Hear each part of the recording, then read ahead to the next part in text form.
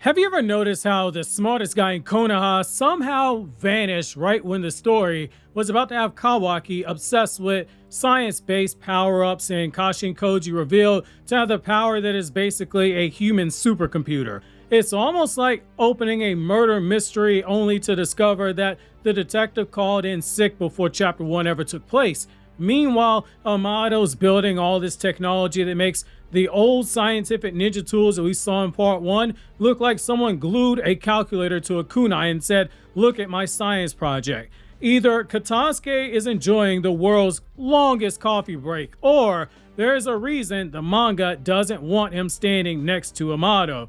Join me in today's newest Naruto Explained video where your OBC, your original Boruto chief, takes a look at why the absence of Katasuke is a bigger deal than you might think it is in Two Blue Vortex, especially right now. Also, the newest round of Patreon exclusive videos are up on the channel, from the strongest ninjas to never become Jonin to Damon's reflection jutsu explained to every category of scientific ninja tech explained to the mega in-depth breakdown of how strong each version of Tsunade is, from Kid Tsunade all the way up to current Tsunade.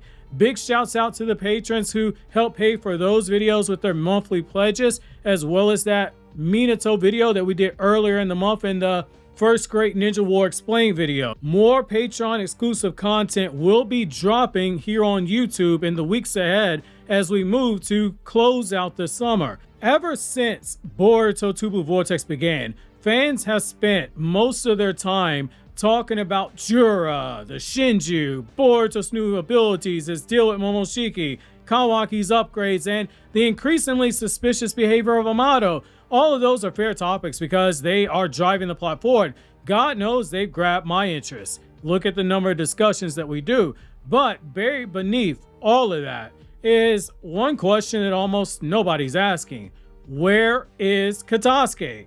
That is not some random Ninja Academy instructor disappearing into the background. He is not Shino. This is the man who introduced the audience to the scientific ninja tools back in 2015 when the final and the highest grossing Naruto movie ever dropped, which was called Boruto Naruto the movie. This is the scientist Naruto trusted enough to oversee one of Konoha's most important research divisions. More importantly, this is the very person that Amado agreed to work under when he defected to Konoha. And yet, ever since the end of Boruto Part 1, Katasuke has practically evaporated from the story. At first glance, that doesn't seem like a big deal. Stories rotate supporting characters all the time, especially in monthly mangas. There are cases where, and I can use Attack on Titan as an example, there are cases where we went a few years without seeing certain characters. Not everyone's going to receive equal screen time. It happens. But the more you think about it, the stranger this becomes. Because the role science plays in Boruto hasn't gotten smaller, it's gotten much, much bigger. It's done so in a very sneaky and quiet way, which has fascinated me as a reader because I've been saying since 2016 when the manga dropped, the series question was going to be asking, where does science fit in this world of shinobi? Can it coexist? And Boruto and Kawaki were going to be used as vehicles to answer that question. Kawaki has his mad scientist Amado, but Boruto's original mad scientist is nowhere to be seen. Like, hop in the time machine for a second. Back during the opening arc of Boruto's manga, Katasuke represented humanity's attempt to modernize the shinobi world. His inventions weren't evil. They weren't meant to replace shinobi either.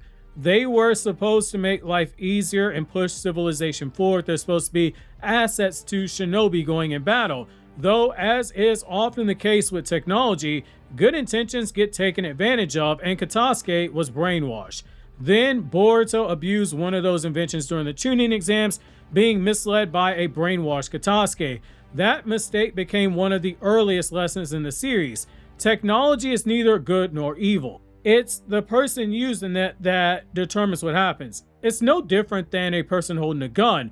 It can be used for good or evil depending on who uses them, unless their name is Bright One, which in that case, he's totally on the FBI's most wanted list. Patrons in the Patreon Discord server will get that reference.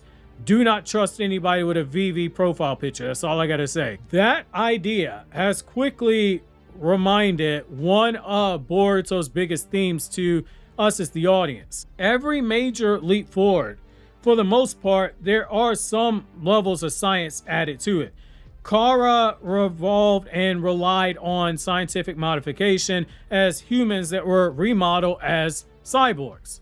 Delta and Kashin Koji were clones that got ninja tech pumped into their bodies, like every car inner member down to a cellular level has ninja tech running through their bodies, just like Kawaki.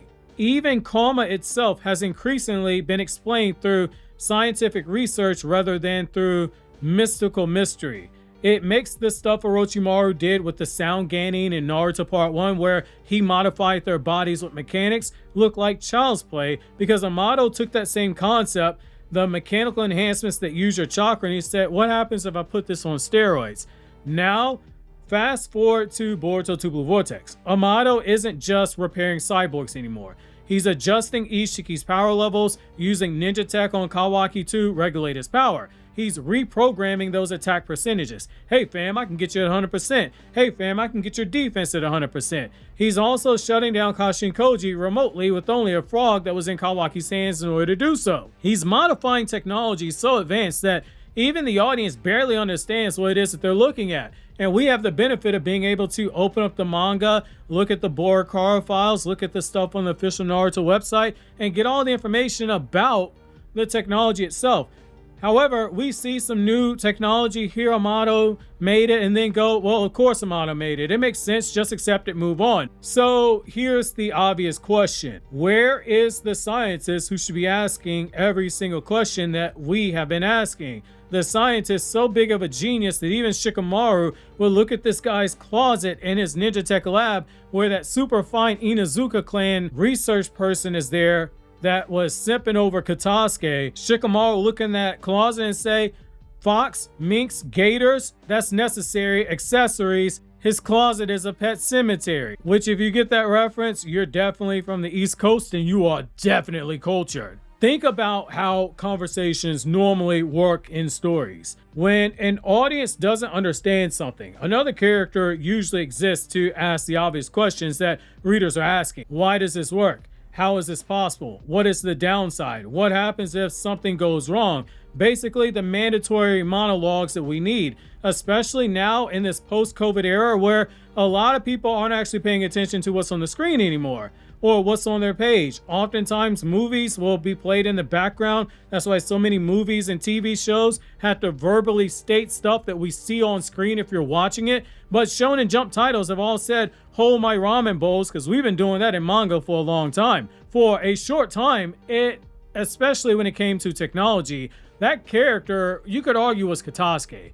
And then Amado showed up and said, no more substitute teacher, the professor's back, so Katasuke, you go be a loyal teacher's assistant. Now, every explanation comes directly from Amado himself, especially in Boruto Two Blue Vortex. That should bother people more than it does.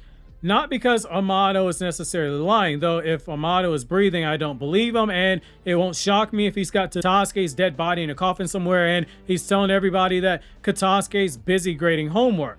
Imagine taking a chemistry class where the professor also wrote the textbook, designed the exams, graded every assignment, which I've been there, you don't want to do that, and refuse to be challenged about anything that he wrote. Again, I made that mistake. Professor made life a living hell for me that semester. So I said to say this.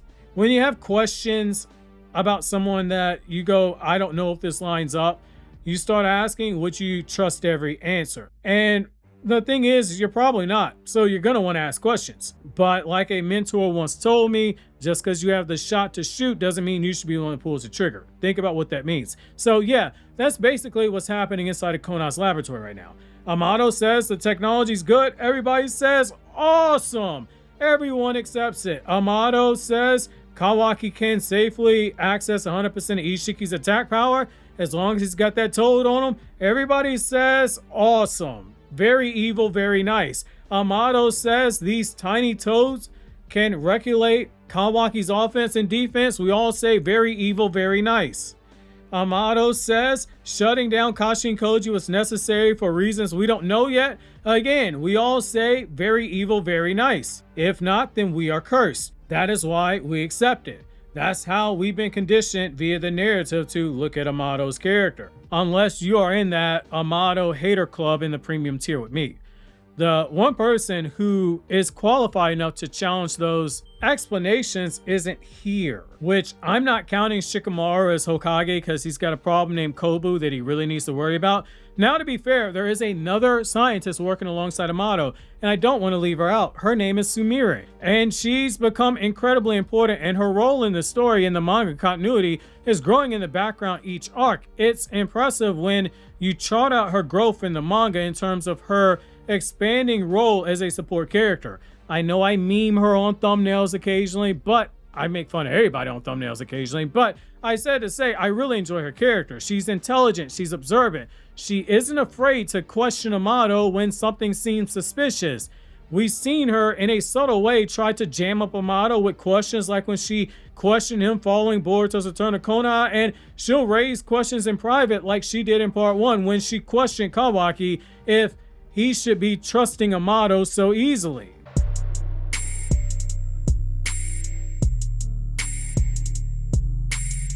She also has Shikamaru's confidence, meaning she isn't just another lab assistant taking notes in the background. She's a valuable asset for Konoha.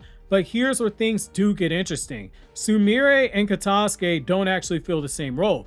Yes, they're both scientists. So that would be low-hanging fruit to make that argument that they fill the same role, but they approach the problems completely different. Katasuke is an engineer. He wants to understand how things function. He gets excited about innovation. Look at how excited he was when Amado agreed to join Konoha and work underneath him. You would think he was me, and Liv Morgan responded to my DM. A guy can wish, right? Katasuke, you saw that man's teeth is what I'm trying to say. Sumire, on the other hand, is a scientist, but she is also an investigator. She's watching Amado. She's looking for inconsistencies, and she's poking holes into whatever walls Amado has up to see, do they stand up like he's claiming? She's trying to figure out his motives more than his machinery. Though, given how smart she is, don't discount she already knows the ins and outs of his ninja tech as good as he does. Those are two completely different jobs. Katasuke studies the machine. Sumire is the one that is studying the man that operated. That's why Katasuke being replaced by Sumire feels incomplete in my opinion. Because now almost all the scientific mumbo jumbo comes from Amado. Imagine if Katasuke is standing beside him in every chapter and hearing what he's saying. He poke a hole in some of the things that are said because he's had 3 years to look over Amado's tech. He doesn't have to know every single detail about how Amado's inventions work, but if he understands the fundamentals of the technology, he's smart enough to reverse engineer in his mind enough to ask questions for clarifying.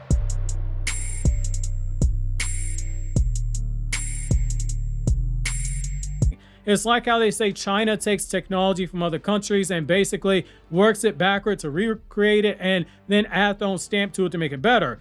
Think about the value Katasuke could provide here. Would he immediately understand programmable combat percentages that Kawaki has on his regulators? Probably. Would he question how that miniature toad could continuously regulate the chakra output? He damn sure would. Would he also ask whether or not Amado secretly installed functions in the Kawaki nobody knew about? Probably. And those are not ridiculous questions. They're exactly the types of questions that someone like him would have asked. Just as Sasuke was poking holes in Amado's story in the interrogation room to see if Amado had the answers to them. Instead, with Katasuke gone, there's really only one word to describe the voices in the room with Amado when he goes into his long-winded Aizen-level monologues. Silence. That silence creates two very different possibilities in my opinion. The first possibility is incredibly simple. Katasuke returned to the scientific ninja weapons team out there on the outskirts of Konoha. Remember, his responsibilities never disappeared because Amado entered Konoha. The Hidden Leaf Village still develops technology. The village still needs research. The Land of Fire still relies on that scientific advancement. So he can't be in a situation where he's just in the lab with Amado. That lab on the outskirts is only running itself for as long as it can before Katasuke has to return. It's entirely possible that Sumire became capable enough to oversee Amado while Katasuke resumed his leading role in the original department. she is the spy for Shikamaru, and she is being positioned as Amado's assistant as far back as part 1. So it just makes logical sense.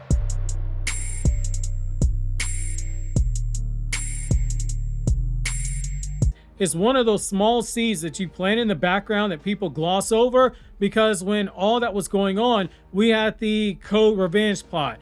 Ada and Damon came to Konoha and the Omnipotence plot twist happened. It's easy to overlook all the small things, such as Sumire being in the lab with Amado as much as she was. From an in-universe perspective, that makes perfect sense. From a storytelling perspective, it feels strangely convenient though, because it removes the one scientist most likely to independently verify everything that Amado is claiming and ask questions that will get answers to stuff Amado is not volunteering without being questioned. So let's look at the other possibility. What if Katasuke isn't absent because he was reassigned? What if his absence absolutely benefits Amado, and Amado has this man on a milk carton somewhere? It's not the likely scenario. It might just me being the Amado hater looking for a reason to blame Amado, because if Amado has one hater, I'll forever be that one hater, and if he has 1 million haters, I will forever be the one leading that charge. Notice something about every major breakthrough we've seen in Boruto Two Blue Vortex. Every single one of them basically traces back to Amado. Every awakening from the Shinjitsu like 10 directions, it ultimately goes back to the science that Amado used to transplant the Shibai cells onto Koji. Nobody has independently verified Amado's claims or his sussy baka behavior, like pushing back and asking, so you mean to tell me you always knew that Boruto and Kawaki switched lies?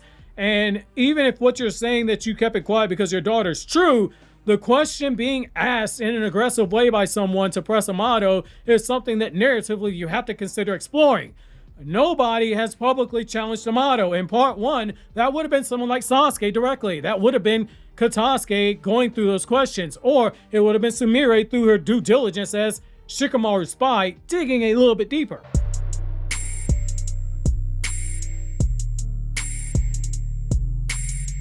Now, who knows? Maybe this gets addressed in the next chapter. I've had this happen with multiple series where I get worked up over something in the manga because like, hey fam, I didn't forget that. I'm gonna address this. Just sit back, take some of that Bolivian marching powder. Kids, don't do drugs. Hopefully YouTube does not demonetize me for that. But eventually the story addresses it. So instead, while everyone has basically been forced to accept the explanations of the man who built everything in the first place, that normally be fine if Amado had a spotless reputation, but he doesn't. He's the same man who spent years working alongside Kara while secretly pushing his own agenda and was willing to send a bunch of kids to the chop shop once Ishiki's coma seal rejected them.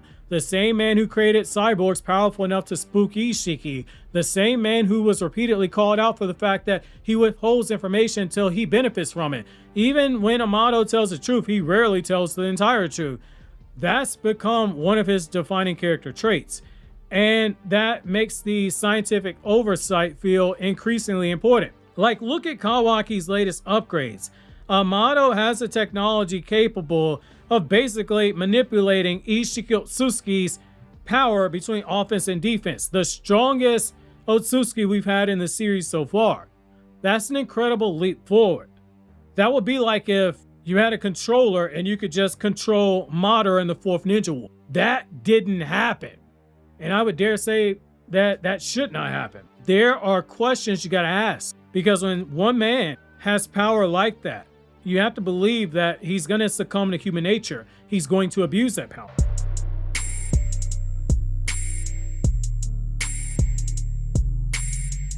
Kawaki, without even realizing, is becoming very dependent on Amado. That is not a good thing.